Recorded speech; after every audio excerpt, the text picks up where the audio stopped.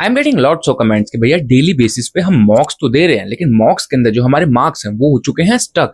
बहुत हमने पैतरे आजमा लिए, लेकिन मॉक्स के मार्क्स भैया इंक्रीज हो ही नहीं रहे हैं, ना ही परसेंटाइल अच्छी आ रही है, ऊपर से एग्जाम्स भी काफी ज्यादा क्लोज आ चुके हैं। तो अब करे तो करे क्या। तो देखो, इस वीडियो के अंदर मैं वो सारी चीज शेयर करने वाला हूं कि कैसे मैंने अपने मॉक्स के मार्क्स को इंक्रीज करा था जब मैं लाइक स्टक हो जाता था, कैसे मैंने एवरेज भाई 90 परसेंटाइल मैंने मॉक्स के अंदर स्कोर करी है। प्लस में अब जैसे कि एग्जाम्स काफी ज्यादा क्लोज हैं, तो तुमको अब क्या क्या चीजें ध्यान रखनी है, तो सब कुछ इस वीडियो के अंदर तुमको देखने को मिलने वाला है। तो वीडियो काफी ज्यादा इन्फॉर्मेटिव और काफी ज्यादा हेल्पफुल होने वाली है। और अगर तुम भी 2026 के एग्जाम्स को टारगेट कर रहे हो, मॉक के साथ अपना स्ट्रगल कर रहे हो, मॉक्स के अंदर स्कोर नहीं आ रहे हैं, तो वीडियो को एंड तक जरूर देख लेना। और उसके साथ साथ वीडियो लाइक नहीं करी तो फटाफट से लाइक कर दो, चैनल पे नए हो तो फटाफट से सब्सक्राइब कर दो। तो चलो फिर स्टार्ट करते हैं। अब देखो, जब भी बात आती है मॉक्स के थ्रू प्रैक्टिस की, तो देखो उसके अंदर भैया दो चीज मैटर करती हैं। उसी के थ्रू तुम्हारे स्कोर होगा भैया वो इंक्रीज होगा, या फिर अगर तुम उसमें गलती कर रहे हो तो स्कोर तुम्हारा स्टैग्नेंट रहेगा। तो वो है सबसे पहले तुम मॉक को कैसे अटेम्प्ट कर रहे हो, और सेकंड तुम मॉक को कैसे एनालाइज कर रहे हो। और अगर देखा जाए एक्चुअली में मतलब जो प्रैक्टिकल चीज है, तो भैया मॉक का एनालिसिस काफी ज्यादा इंपॉर्टेंट होता है, जिसको काफी लोग स्किप करते हैं।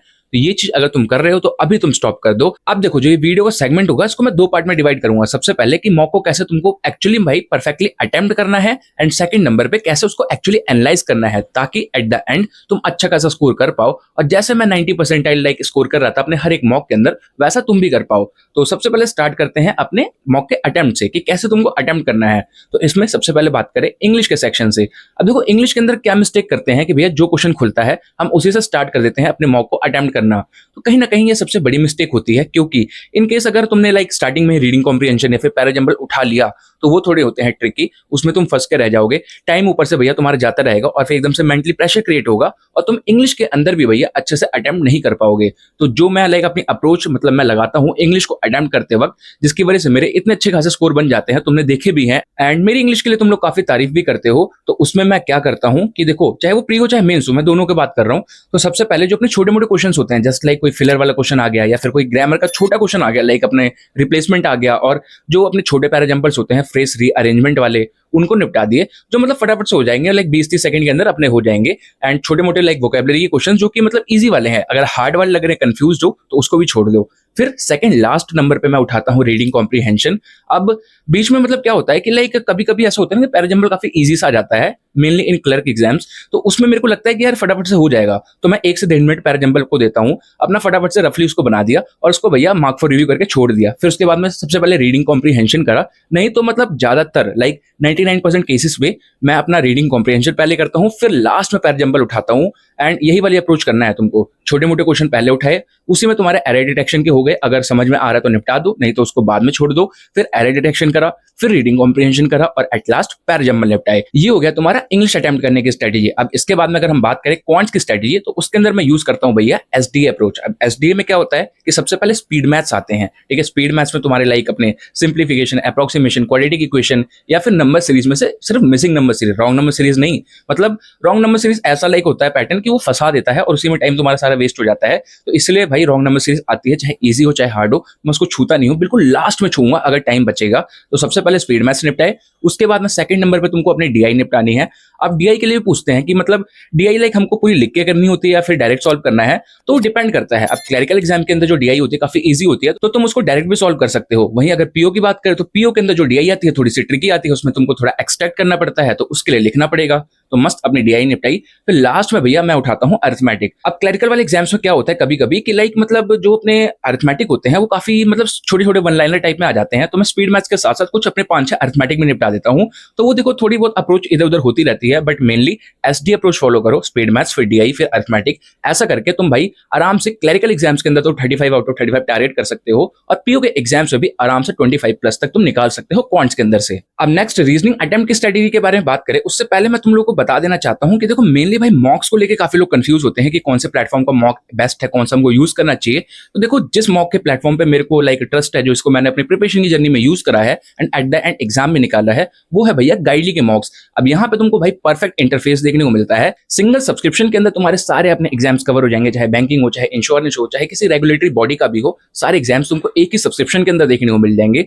फुल लेंथ हो चाहे अपना सेक्शनल मॉक हो, सब कुछ भाई सिंगल ही प्लान के अंदर देखने को मिल जाएगा। तो ये काफी अच्छी बात है, और कहीं ना कहीं और प्लेटफॉर्म से ये काफी चीप भी रहता है।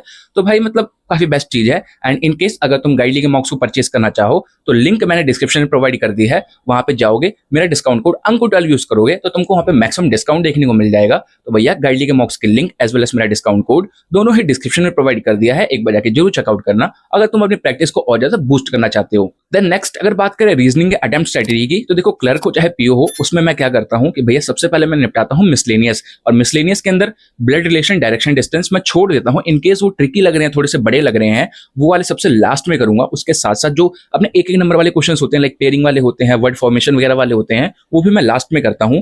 तो मेनली लाइक अपने सिलॉग निपटा दिया, इनइक्वालिटीज निपटा दिया, फिर कोई चाइनीज कोडिंग आ गई उसको निपटा दिया। फिर उसके बाद में मैं भाई अपना अटैक करता हूं पजल या फिर सिटिंग अरेंजमेंट पे, जो सबसे ईजी लग रही है मेरे को। अगर तुमने ट्रिकी वाली भी पजल या सिटिंग अरेंजमेंट पहले उठा ली और उसमें फंस गए, तब भी तुम्हारा पेपर खराब हो सकता है।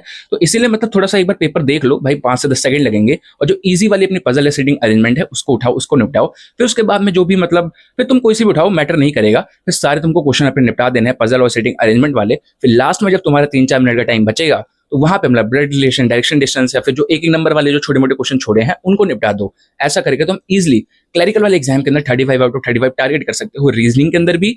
एंड उसके साथ साथ लाइक अगर पीओ के एग्जाम में हो तो पीओ में भी तुम आराम से भाई 25-27 क्वेश्चन निकाल सकते हो। इवन मतलब अगर अच्छे से प्रैक्टिस कर रखी है तो 30 क्वेश्चंस भी कहीं नहीं गए। एंड देखो मतलब मैं बोल रहा हूं तो कुछ लोग बोल लेंगे भाई बोलना आसान होता है, करना मुश्किल होता है। तो भैया उस लेवल का परफेक्शन आएगा तुम्हारी प्रैक्टिस से, और जितनी ज्यादा प्रैक्टिस करोगे उतना ही तुमको वहां पे आउटपुट देखने को मिलेगा। तो मतलब बोलने से कुछ नहीं होता, प्रैक्टिस करनी शुरू कर दो।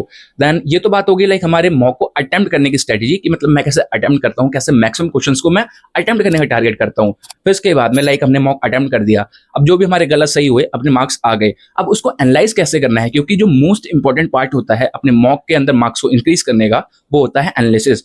और इसको अगर तुमने लाइटली ले लिया तो फिर काम खत्म। तो देखो एनालाइज करने के लिए क्या करना है कि सबसे पहले इंग्लिश का सेक्शन खोला। अब इंग्लिश के अंदर जरूरी नहीं है कि तुमने 30 आउट ऑफ 30 ही कर दिए हैं भाई, उसके अंदर हो सकता है तुम्हें 4-5 क्वेश्चन छोड़ दिए हैं। मेनली मैं क्या करता हूं कि लाइक एरर डिटेक्शन और वोकैबुलरी जो भी मेरे को कंफ्यूजिंग लगती है उसको मैं छोड़ देता हूं। तो लेट्स इमेजिन तुमने सिर्फ 25 क्वेश्चन करे हैं, अब जो भाई 5 क्वेश्चन तुम्हारे छूटे थे उसको तुमको बाद में देखना है। उससे पहले जो अगर तुम्हारे क्वेश्चन कोई गलत हो गए हैं, तुमने अटेम्प्ट करा था, तुमको लगा था भाई ये आंसर है, लेकिन वो गलत हो चुका है, तो उसको एक बार देखो कि भाई क्यों गलत हुआ, कहां पे लाइक मैंने मिस्टेक कर दी है। जो सही हो गए उनको एक बार लाइक फटाफट से 2 सेकंड के लिए देख लिया कि मतलब मैं कहां कंफ्यूज हुआ था, और मेरा ये वाला मैंने मार्क करा तो सही तो हो गया, लेकिन मैं कंफ्यूज क्यों हुआ था, तो एक बार उसको देख लिया। फिर जो गलत वाले क्वेश्चन हुए हैं उन पे सबसे पहले तुमको नजर डालनी है कि भाई ये गलत क्यों हुए, एंड जो सही वाले हैं तो उनको भी जैसे मैंने बोल दिया 5-7 सेकंड अपना दे के देख लिया। फिर उसके बाद में लास्ट में जो भी तुमने वोकैबुलरी या फिर कोई एरर डायरेक्शन छोड़ा है तो उसको एक बार देखो। अब वोकैबुलरी में मतलब भाई अपना जो भी है थोड़ी टफ थी या कंफ्यूजन थी, तो वो देख लो कि भाई क्या इसका आंसर हो सकता था, मैं क्या सोच रहा था, या फिर अगर कोई ऐसी थी जो तुमने पढ़ी ही नहीं थी तो उसको एक बार देख लिया लाइक अपनी एक इन्फॉर्मेशन के लिए। और बाकी एरर डिटेक्शन लाइक जो भी क्वेश्चन था, अब तुमको लग रहा था इस पार्ट में दिक्कत है और मैं यही पार्ट बोल रहा था लेकिन मैंने मार्क नहीं करा, तब तो वो फिर मतलब ठीक है भाई अगली बार से ध्यान रखना।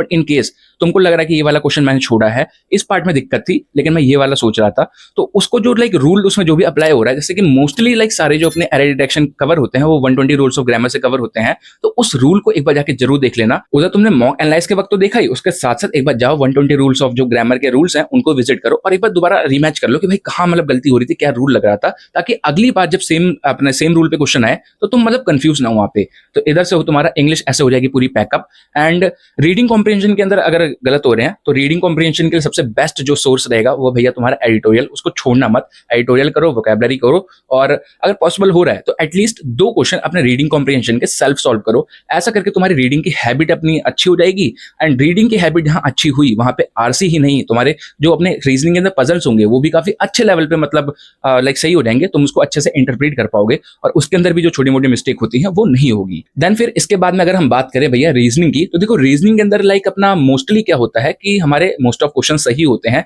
इन केस कोई छोटी मोटी मिस्टेक कर दी है तो उसके चक्कर में कोई लाइक अपना पजल का क्वेश्चन गलत हो गया या कुछ और हो गया, बाकी तो मतलब सारे क्वेश्चन सही ही होते हैं। तो अगर उस केस में कुछ गलत हुआ तो एक बार उसको देख लो, उसको मतलब भाई देख लो कि क्यों गलत करा मैंने, क्या कंफ्यूज हो गया मैं, क्योंकि ऐसा होता है ना कि गलती से वहां पे मिस्टेक होती है, ऐसा नहीं है कि हम कुछ कंफ्यूज हो गया या ये हो गया। तो रीजनिंग का मतलब ये बेटर चीज होती है कि लाइक तुम जानबूझ के मिस्टेक नहीं करते, वहां पे कुछ गलती हो गई, कुछ स्किप कर दिया, उस चक्कर में मिस्टेक हो गई, तो उस चीज को आगे से ध्यान रखना। एंड उसके बाद में लाइक अपने वर्ड फॉर्मेशन या फिर पेयरिंग वाले क्वेश्चन ज्यादातर लाइक हम छोड़ देते हैं, तो उसको एक बार बना के देख लिया। बाकी तो अपना रीजनिंग वाला पार्ट तो मतलब काफी स्ट्रॉन्ग रहता है, कोई दिक्कत नहीं आती।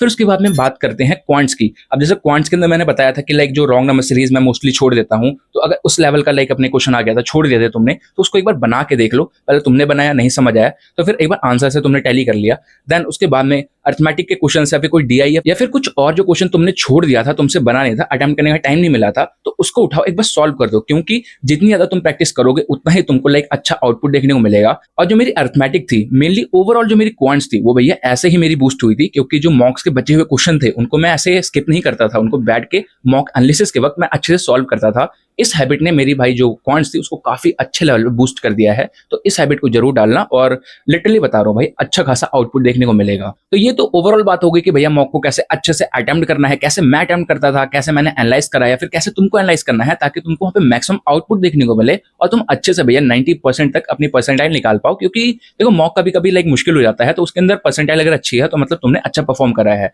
अब उसके बाद में लाइक इधर से तो 90% काम हो गया, अब जो 10% काम है, मेनली मतलब ज्यादा ज्यादा प्रैक्टिस करना और स्पीड बूस्ट करना। तो उसके लिए तुमको क्या करना है कि अपने रीजनिंग के अंदर 10 से 15 अपने पजल तुम लाइक सॉल्व करो, और पजल की पीडीएफ वगैरह देखने को मिल जाएंगी मेरे टेलीग्राम चैनल पे अंकुर हिल 01, लिंक डिस्क्रिप्शन में दे दी है, वहां से जाके एक बार मतलब देख लेना और एक्सेस कर लेना पीडीएफ्स को। तो 10 से 15 पजल्स हो गई, प्लस में मतलब तुमको लग रहा है कि यार थोड़े और मेरे को मिसलेनियस प्रैक्टिस करने हैं, तो वहां पे चेकलिस्ट में प्रोवाइड करता हूँ, उससे तुमने प्रैक्टिस कर लिया, या फिर सिंपली तुमने एक सेक्शन मॉक दे दिया, उधर से तुम्हारे और एक्स्ट्रा अपने मिसलेनियस की प्रैक्टिस हो गई। फिर उसके बाद में बात आती है क्वांट्स की। तो क्वांट्स के अंदर जो मेनली हमको स्पीड चाहिए होती है, वो भैया स्पीड मैथ्स के अंदर चाहिए होती है, ताकि हम स्पीड मैथ्स को फटाफट से निपटा दे, फिर अच्छा खासा टाइम मिल जाए डीआई के लिए और अर्थमेटिक के लिए। अब स्पीड मैथ्स कैसे और कहां से प्रैक्टिस करना है, तो देखो स्पीड मैथ्स की भी मतलब पीडीएफ मैंने शेयर कर रखी है, वहां से जाना, एंड एटलीस्ट ज्यादा नहीं तो भाई 5-5 क्वेश्चन हर एक टॉपिक से तुमको प्रैक्टिस करना है। अब तुम पे टाइम है तो भाई 10-10 कर सकते हो, नहीं तो मिनिमम 5-5 क्वेश्चन हर एक टॉपिक से प्रैक्टिस करना। ऐसे ही 5-7 सेट अपनी डीआई के भी प्रैक्टिस कर लेना, अगर डीआई के अंदर लग रहा है कि थोड़ी सी स्पीड कम आ रही है, एंड उसके साथ साथ अर्थमेटिक के भी अपना 20-30 क्वेश्चन तोड़ देना। बाकी इंग्लिश का भैया सबसे बेस्ट जो सोर्स है बोल दिया रीडिंग है, उसके साथ साथ अपना एडिटोरियल कर ही रहे हो, और जो भी टीचर का बैच फॉलो कर रहे हो वो करते रहो। अब देखो इनको अच्छे से तुम यूटिलाइज करोगे तो तुम्हारे जो मॉक्स के अंदर मार्क्स स्टक हो रहे हैं या फिर मतलब मार्क्स गिरते जा रहे हैं, उनमें दिक्कत नहीं आएगी। एंड देखो जैसे जैसे एग्जाम क्लोज आता है वैसे वैसे भाई मॉक्स थोड़े से टफ होते जाते हैं, और मार्क्स मतलब गिरना भाई नॉर्मल सी बात है, तो उसको लेके इतना टेंस मत होना, और अपनी प्रैक्टिस पे और अपने आप पे भरोसा रखना, सब कुछ अच्छा होगा। बाकी चलो फिर आई गेस मैंने सारी चीजें इस वीडियो के अंदर कवर कर दी हैं। इन केस कुछ तुम्हारा डाउट बचता है तो भैया कमेंट सेक्शन तुम्हारे पास है, या फिर मेरा टेलीग्राम चैनल भी तुम्हारे पास है, वहां पे जाके अपना डाउट पूछ सकते हो। तो चलो फिर that's it for this video, and I hope so कि तुम लोगों को आज की वीडियो अच्छी और हेल्पफुल लगी हो, और जरा सी भी अच्छी लगी हो तो प्लीज यार वीडियो को लाइक जरूर कर देना। चैनल पे नए हो तो फटाफट चैनल को सब्सक्राइब कर दो, क्योंकि चैनल पे रेगुलर ऐसे tips regarding videos, strategy regarding videos और ऐसी यूजफुल वीडियोस आती रहती हैं, जिनको देख के कहीं ना कहीं तुम मोटिवेट होते हो, तुम्हारी और ज्यादा हेल्प होती है पढ़ने के लिए। तो बस भाई फटाफट सब्सक्राइब कर दो, मस्त मिलकर प्रिपेयर करेंगे और एग्जाम निकालेंगे। बाकी साथ ही साथ चाहो तो मेरा टेलीग्राम चैनल भी ज्वाइन कर सकते हो, बता ही दिया वहाँ पे क्या क्या चीजें देखने को मिल जाती हैं। टेलीग्राम चैनल की लिंक डिस्क्रिप्शन में देखने को मिल जाएगी, या फिर सिंपली अंकुर 01 टाइप करोगे तब भी तुमको मेरा टेलीग्राम देखने को मिल जाएगा, तो जाके उसको भी ज्वाइन कर लेना। बाकी चलो फिर अब मिलते हैं नेक्स्ट वीडियो के अंदर, टिल देन बाय बाय।